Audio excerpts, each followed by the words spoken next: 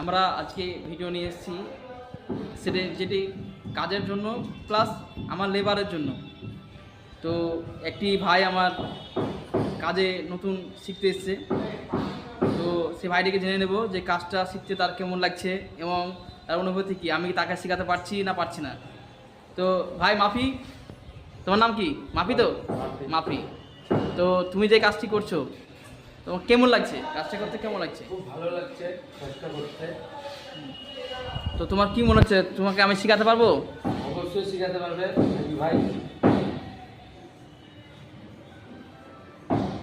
হ্যাঁ, শেখানো শুধু আমার কাছে না, তোমার কাছে নিজের কাছেও শিখতে হবে, নিজেকেও কিছু ট্যালেন্ট রাখতে হবে।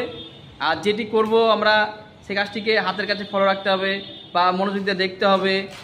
আর এসব কাজে সবসময়তে রাখতে হবে ধৈর্য, মেনে তো ধৈর্য না রাখলে তুমি কাজ শিখতে পারবে না, বুঝলা? তোমাকে সবসময় ধৈর্য রাখতে হবে।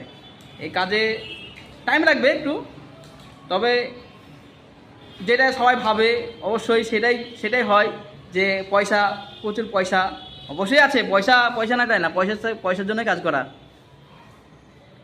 তো করো কাজটি, শিখো মনোযোগ দিয়ে। কিন্তু ওই শিখতে শিখতে দুদিন করলা, 3 দিনকার দিন মিস্ত্রি বলে পালিয়ে যাচ্ছ, এগুলো করলে হবে না। মন দেখা শিখো। কাজ তোমার মানুষ নাম করবে কাজ দেখে, তোমার মুখের কথা চলবে না। যখন মানুষ কাজ দেখবে, কাজ করবা মনোযোগ দিয়ে করছো, সেই কাজটি যখন দেখবে মানুষ, তখন তোমার কাজ দেবে, বুঝলা? তো কাজ করো। ওদিকে আমার একটা সিনিয়র মিস্ত্রি আছে যিনি দীর্ঘদিন ধরে কাজ করছে। পাপন, কিছু বলো তুমি।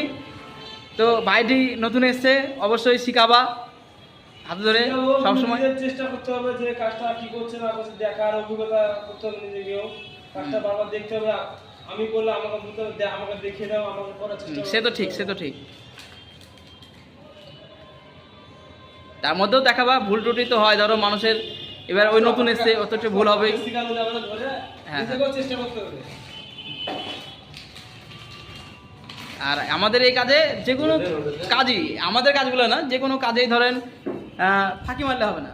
কাজ মনোযোগ দিয়ে করতে হবে। ফাঁকি মারাই হবে, সে শিখতে পারবে না। অথচ মুখে সে পটাং চ্যাটাং করাই হবে, তো জীবনে কাজ শিখতে পারবে না।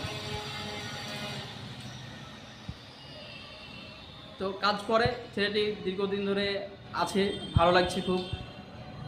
মনে হচ্ছে দেখি মাফি, মনে হচ্ছে কাজটি শিখবে, দেখা যাক। কাজ শিখাও, আমরা চাই না যে কাজ শিখাবো না, সবাইকে শিখাবো। যে কাজ করবে